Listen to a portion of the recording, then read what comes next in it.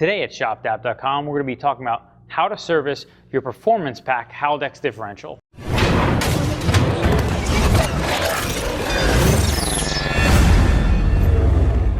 Okay, so before I explain any further detail about how to do this, let's talk about the Performance Pack diff in general. So if you're not familiar with how it works or the function of the Performance Pack differential, we shot a video explaining the complete functionality and including the kind of performance aspects of it.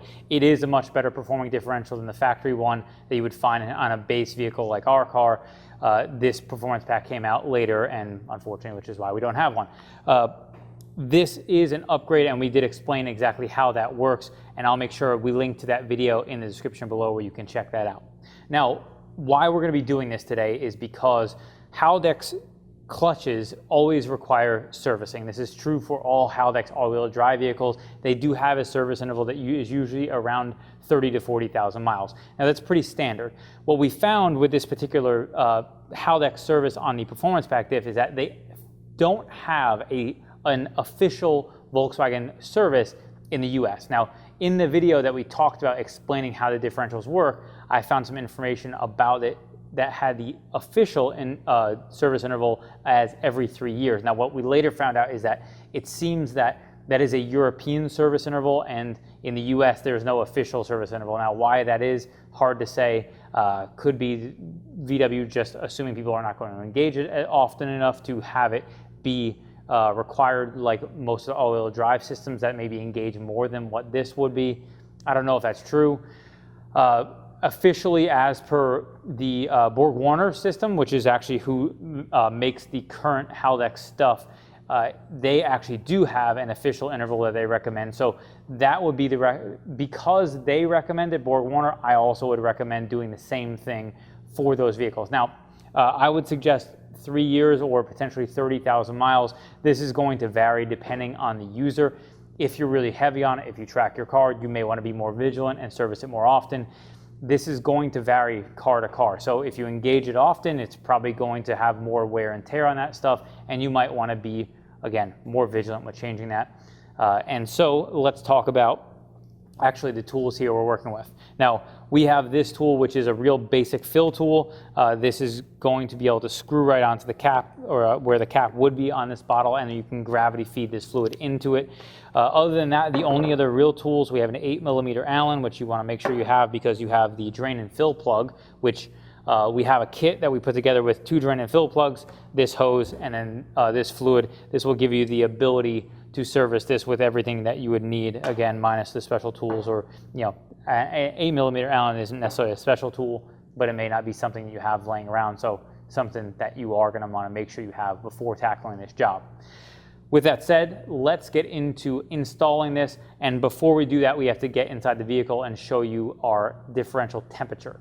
Now, before we proceed with this service, we have to make sure that the fluid temperature is within the correct spec for us to perform this service. So the spec as per VW is 20 to 40 degrees Celsius, which is 68 to 104 degrees Fahrenheit. Now, you have to check with a scan tool to make sure that your vehicle temperature, your temperature of the differential fluid, is within that spec. So we have our OBDeleven plugged into our vehicle. If you're not familiar with what the OBDeleven is, we'll link to it in the description below, as well as videos around basics of OBDeleven and kind of understanding it.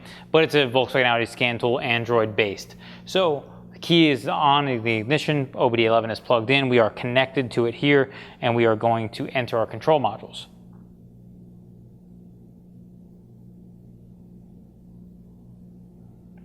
Once we enter our control modules, we're going to scroll down until we hit lock electronics, is what OBDeleven calls it. You can see it has that shifter there, and that's where we're going. Once we get there, we can go to live data, and you are looking at clutch temperature. We can put control module temperature, cooling fin temperature. These are just different temperature readings you can pull up, and then you hit OK. And as you can see here, we're at 19.7, 19, and 19.9. So we're close to our required spec for starting this service.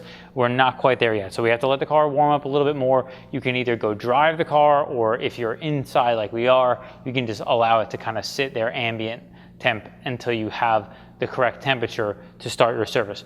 Once you proceed with that, once you hit that 20-degree mark, you're in good shape and we can start our service. So we're gonna wait for that time to hit 20 and then we're gonna start our service. Okay, so all of our service is actually gonna be done from the bottom, but what we're gonna do is just feed this down.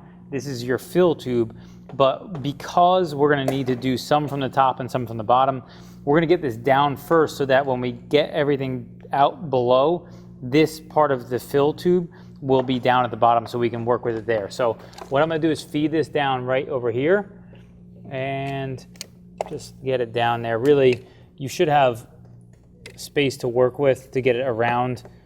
When you get down there, you just wanna make sure that it's down underneath so that it's accessible when you're ready to work with it.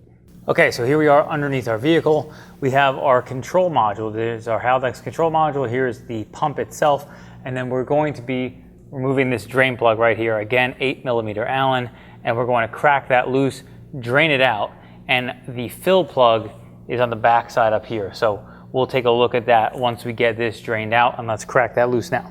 Now we have our subframe right here. Now this drain plug is pretty close in proximity as far as the subframe. So if you just crack this loose and let it drain, it's probably going to spill all over the subframe here. And actually what happens is here is a lip and it kind of rolls over and goes down. So you're going to end up with a pool of fluid in this subframe that's probably going to leak out for a while if you're not careful. So what I'm going to do, and what anybody else can do, is you can take a bag or something like this, and I'm just taking a regular old bag that we have that we ship parts with sometimes, and I'm going to throw that in there. Now this is going to help us control the flow of this. Now keep in mind, when you take this loose, you're going to want to control the flow of that fluid and maybe kind of hold the bag like this, kind of fold it up towards the edge to allow it to flow down. We have our drain bucket right here, and so we can control the flow of this fluid when we're doing this. Otherwise, you're probably going to end up with fluid everywhere. We might anyway, but we're going to give this a go to try to make sure this is as least of a mess as possible.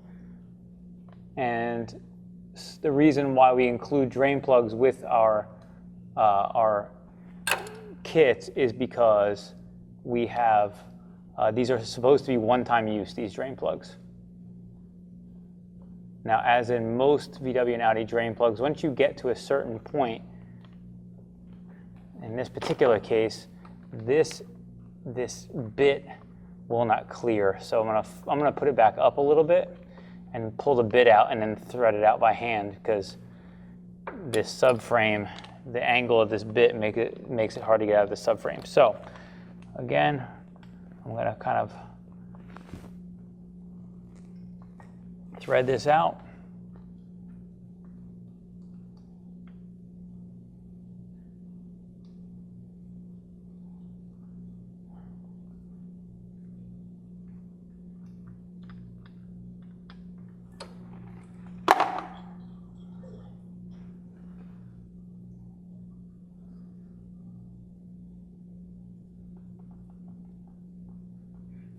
And we're gonna let that drain completely.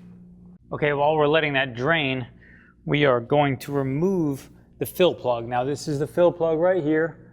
We are looking from the rear of the vehicle towards the front of the vehicle. Here's our down pipe right here. And same 8mm. And we have a long extension on our ratchet, mostly so that everybody can see without our hands sticking directly in the way the whole time. And as mentioned, both these plugs are one-time use, so we are going to want to replace those with our new ones that are included with our kit. Now, remember that tube that we stuck down right here? We are going to make sure that's firmly in our hole right here.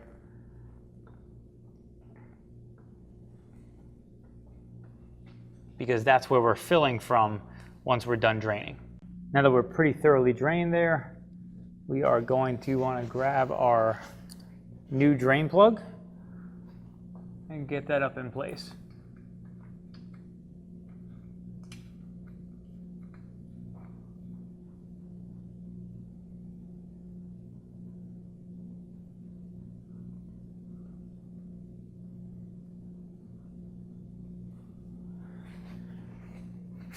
And you may want to take a little bit of a rag or whatever and wipe your area around your drain plug.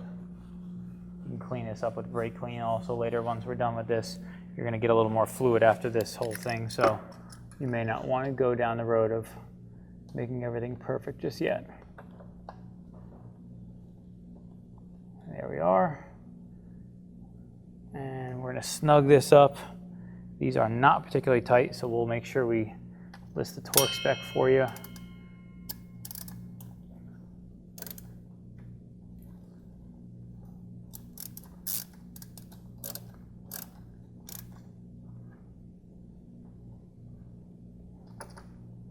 All right, now, this is going to stay in place. We're actually going to go and pull it back a little bit further to make sure that it covers the area where the fill plug is coming out, because when we start filling from the part where the fill plug is, it's going to drain out in the same spot. So basically you're going to overfill it to the point where it reaches the fill plug line, and then you have completely filled it, assuming that you have the correct temperature. You know, if you're within the temperature range, which is pretty broad, then you're actually going to be okay.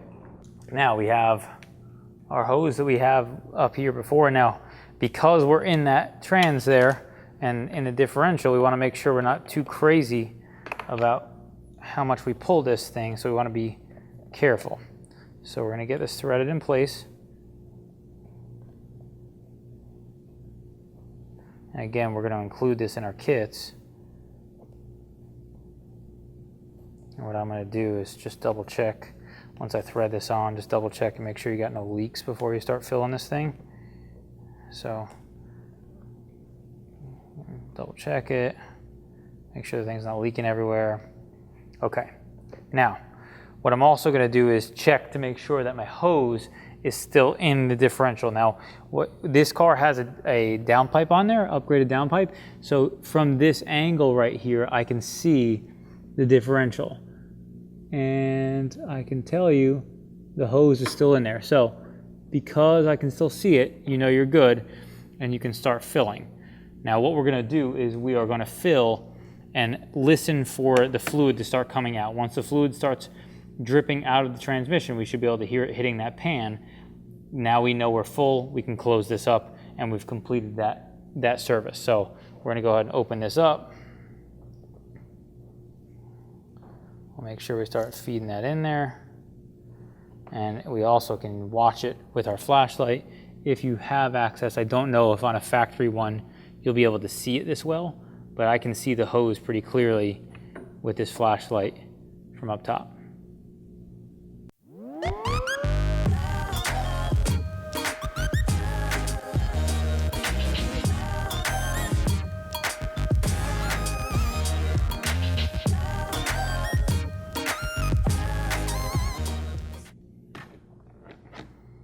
Now this bottle gets a pretty good vacuum on it, but you can either poke a hole in it, but then obviously if you poke a hole in it, any excess fluid you have to dump, or you can kind of just loosen the cap up, allow the bottle to kind of reform, get air, allow some air in there, and you can reseal it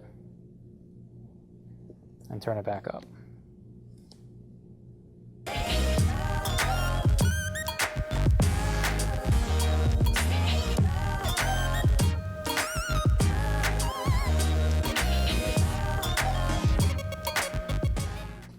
Okay, I can pretty clearly hear that drip right now. So I'm gonna shut this and then look underneath and verify. Before I do anything, I'm gonna look underneath the car and make sure that there is dripping.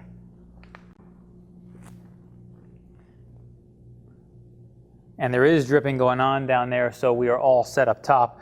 We can take this bottle off. All the excess fluid will run out.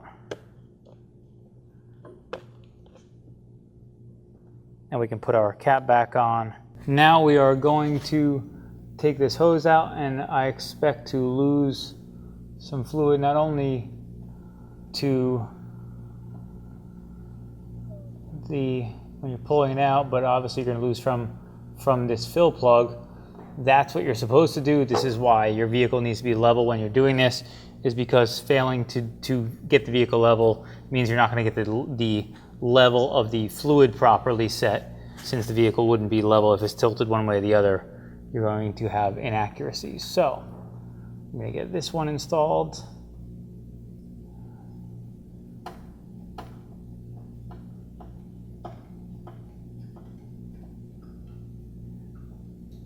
And we'll get this one snugged up.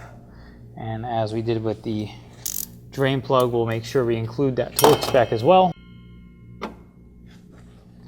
Now, what I would do is take this and drain out whatever is left into your pan that you have on the floor here to prevent the mess when you're trying to pull this thing out. Now, you can either try to pull it down from the top right now, and we've now lost our bag. You can pull it down from the top, and we'll see if we can make that happen. We didn't plan very thoroughly for this. That's actually probably the best way to do this, is make sure you can pull it down from the top. Leave yourself in a spot where this is easy to pull down from the top, and then you can get the hose out much easier from the bottom and probably make less of a mess in your engine compartment. Now that everything's tight though, you can clean everything up. Again, if you did a good job with that plastic, you probably aren't going to have any fluid on top of the subframe here. You will want to check the subframe just to make sure. Clean it up, clean your drain plug area, clean your fill plug area.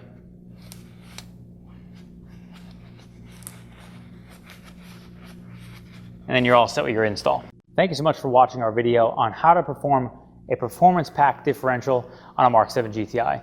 Again, purchases for parts like this or any others help support videos just like this one. If you like this video, be sure to give it a thumbs up and subscribe for more like it.